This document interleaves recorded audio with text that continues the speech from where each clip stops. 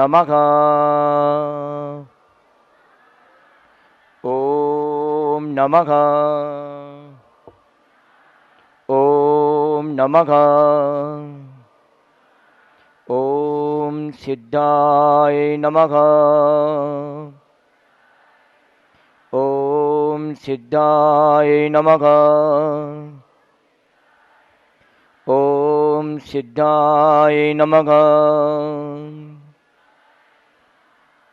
तयि सति परमात्मन् मादृशान्मोहमुग्धान् कथमततनुषत्वान् बुद्धिकेशान्यजेयम् सुगतमगधरं वा वागधीशं शिवं वा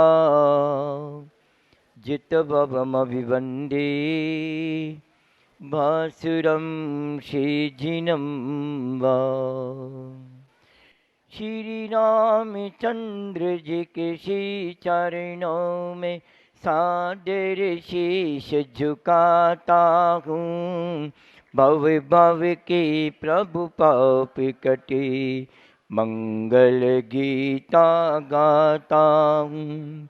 मंगल बेला गाता हूँ।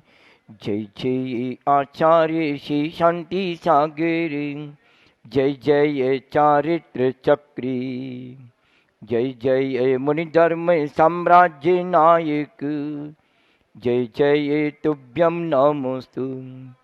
जय जय आचार्य श्री धर्म सागर, जय जय वैराग्य मूर्ति, जय जय श्रीमद्दिगंबर चक्रेश, जय जय तुभ्यं नमोस्तु। श्री धर्म सागर मुनीश्वर शेषरत्न रत्नत्रयाख्य निधिरक्षण सो प्रयत्नं धीरं नमामि जितश सुकृति तपस्वी श्रीमद्दयार्णव गुरु करुणा समुद्र। बोलिए विश्व वंदनीय अंतिम तीर्थंकर भगवान महावीर स्वामी की। जो हाथ नहीं लाए वो किराए से ले ले, लेकिन अपने दोनों हाथ खरीद करना ही है। अरे इन हाथों से तो भगवान का हम अभिषेक करते हैं, इन्हीं हाथों से तो हम संत और ऋषियों को आहार दान देते हैं। ये हाथ तो बहुत पवित्र होते हैं। बोलिए महावीर भगवान की, मर्यादा पुरुषोत्तम रामचंद्र भगवान की, भावी तीर्थंकर नारायण श्री कृष्ण भगवान की, चार्य चक्रवर्ती आचार्य शांति सागर जी महाराज की, आचार्य धर्म सागर महाराज की, मम दीक्षा गुरु दया सागर जी महाराज की। बोलिए अहिंसा में जैन धर्म की, बोलिए अहिंसा में विश्व धर्म की, अनेकांत धर्म की, स्याद्वाद धर्म की। इस धरती पर, इस भारत की वसुंधरा पर अनेक महापुरुषों ने अवतार लिया और उन महापुरुषों ने जो आत्मा से परमात्मा की ज्योति जलाई, उन्होंने अपने जीवन में क्या किया जो आज परमात्मा के रूप में पूजे जा रहे हैं। उन्होंने अपनी दृष्टि को बदला। संसार में संसारी प्राणी की दृष्टि कहाँ है? एक जगह आचार्य भगवंत लिखते हैं, जहाँ दिट्टो तहाँ पिट्टो, जहाँ दिट्टो तहाँ पिट्टो, जहाँ पिट्टो तहाँ दिट्टो, ये मोक्ष को चिट्टो। प्राकृत भाषा में आचार्य भगवंत लिखते हैं, उसको मैं हिंदी में बोलना चाहता हूँ। अभी मैंने प्राकृत भाषा में बोला है कि जहाँ दिठो तहाँ पिट्ठो, जहाँ तुम्हारी दृष्टि है वहाँ कर दो तुम्हारी पीठ, और जहाँ तुम्हारी पीठ है वहाँ कर दो तुम्हारी दृष्टि। बस यही मोक्ष का टिकट है। ही आयुष्मान। दृष्टि और सृष्टि दो चीजें हैं, दृष्टि और सृष्टि। सारी सृष्टि दृष्टि पर टिकी हुई है, सारी सृष्टि दृष्टि पर टिकी हुई है। दृष्टि बिगड़ती है तो सृष्टि बिगड़ जाती है, दृष्टि बिगड़ती है तो सृष्टि बिगड़ जाती है, और दृष्टि सुधरती है तो सारी सृष्टि भी सुधर जाती है। हमारी दृष्टि को बदलना होगा। आप लोगों ने एक अनुभव किया होगा, एक नारी एक स्त्री, पुरुष के रूप, एक पुरुष जब नारी को स्त्री के रूप में देखता है तो वासना के भाव जागृत हो जाते हैं। एक पुरुष एक नारी को स्त्री के रूप में देखता है तो वासना के भाव जागृत जाते हैं। लेकिन जब वह व्यक्ति स्त्री के रूप में नहीं देखता, अपनी मां के रूप में देखता है तो उसके भीतर वात्सल्य के भाव जागृत हो जाते हैं। उसी तरह जब एक स्त्री एक पुरुष के पुरुष में देखती है तो वासना जागृत हो जाती है। लेकिन वही स्त्री अगर पिता के रूप में देखती है तो वात्सल्य के भाव उमड़ आ जाते हैं। स्त्री और पुरुष दोनों ही सृष्टि वही है, लेकिन दृष्टि बदलने पर अपवित्रता और पवित्रता दोनों प्रकट हो जाती है। हमारी दृष्टि को हमें बदलना होगा।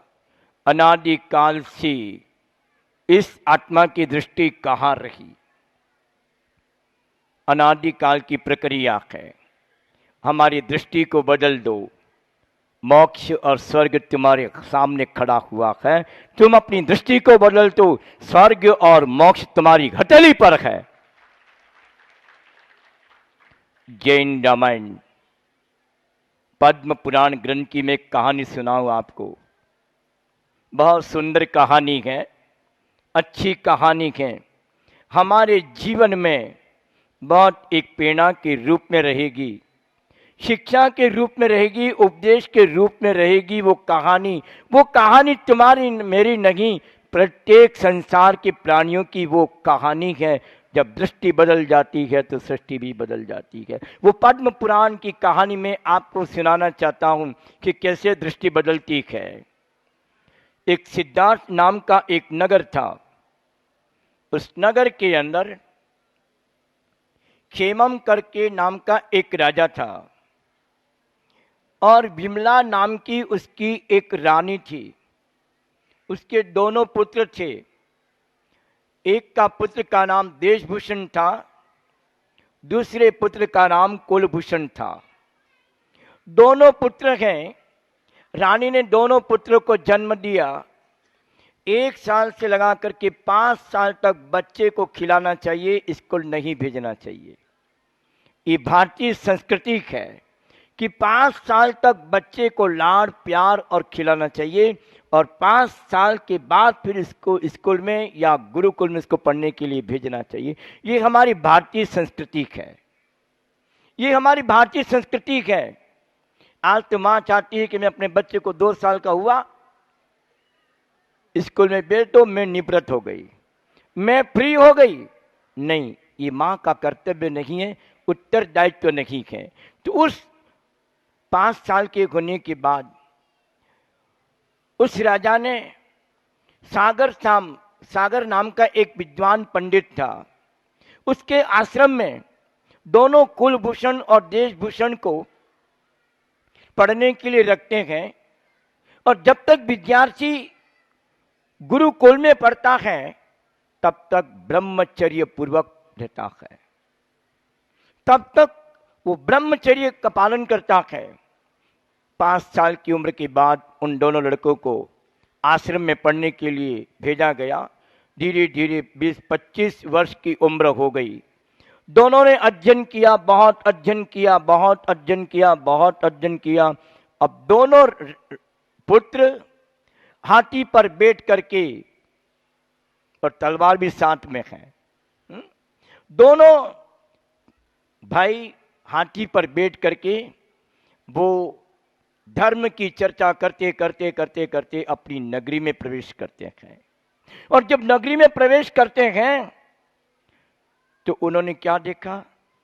अपने महल के ऊपर एक लड़की आरती लेके खड़ी है।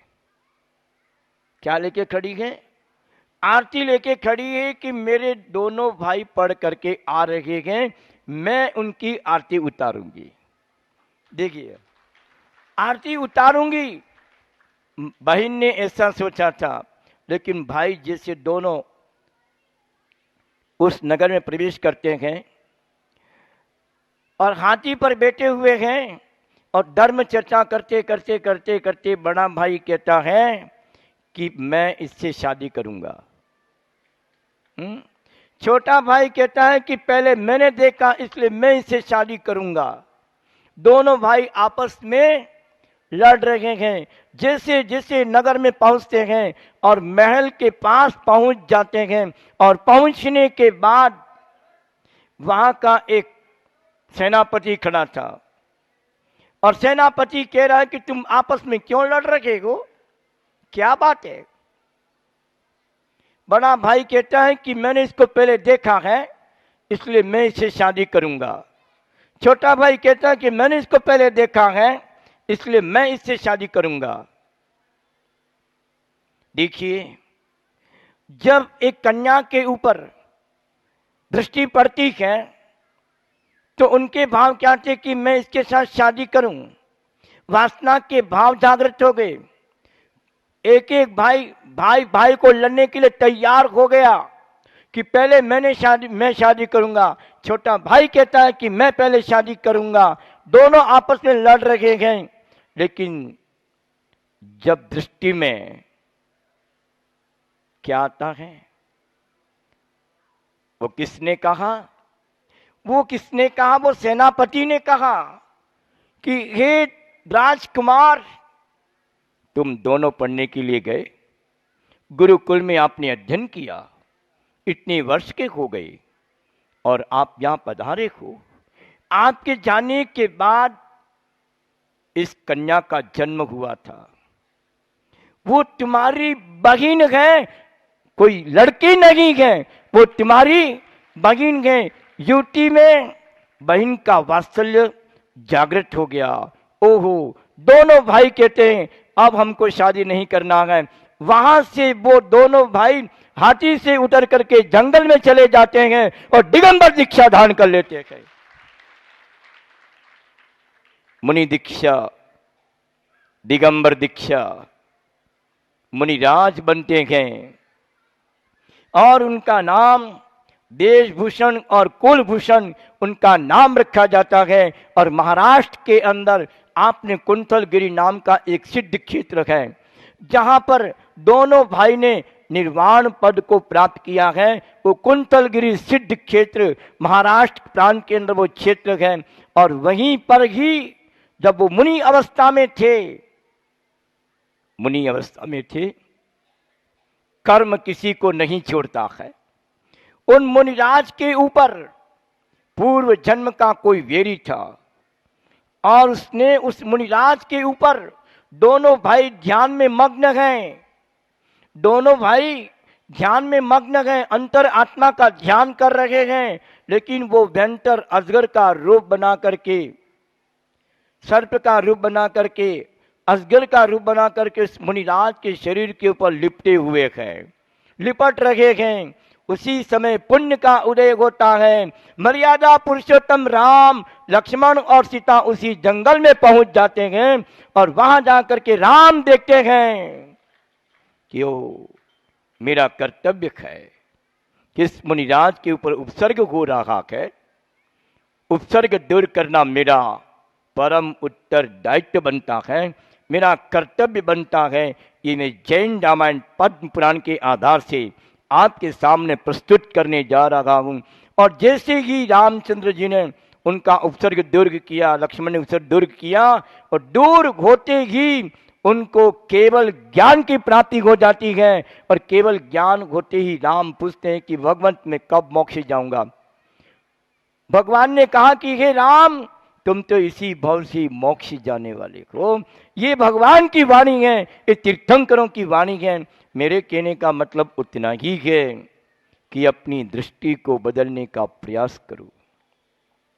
अपनी दृष्टि बदल जाती है। साधु की दृष्टि एक नट की तरह होती है, एक नट की तरह हुआ करती है एक साधु की दृष्टि, एक योगी की दृष्टि नट की तरह हुआ करती है, नट की तरह। दो बांसों के बीच में रस्सी बंधी हुई है, दो बांसों के बीच में रस्सी बंधी हुई है, और लोग आनंद ले रहे हैं, दर्शक देख रहे हैं, लेकिन नट उस रस्सी पे चल रहा है। नट जो है उस रस्सी पे चल रहा है। हे नट, तू मत देखना, लोग तुझे देख रहे हैं ना, आनंद ले रहे हैं, आनंद का अनुभव कर रहे हैं। हे नट, तू मत देखना, अगर तेने देखना शुरू कर दिया तो तेरा खेल समाप्त हो जाएगा, इसलिए तू अपनी दृष्टि को बराबर रख। हे नट, तू मत देखना, हे नट, तू मत देखना। जब नट उस रस्सी पे चलता है तो अपने पूरा उपयोग को, अपनी दृष्टि को बराबर रखता है। जरा सा भी मैं चूक गया तो मैं नीचे गिर जाऊंगा। बस उस नट की तरह हमारी दृष्टि होनी चाहिए। योगी की दृष्टि ऐसी होती है, साधु की दृष्टि भी ऐसी होती है। साधु की, योगी की, संत की, ऋषि की, मुनि की दृष्टि ऐसी होती है।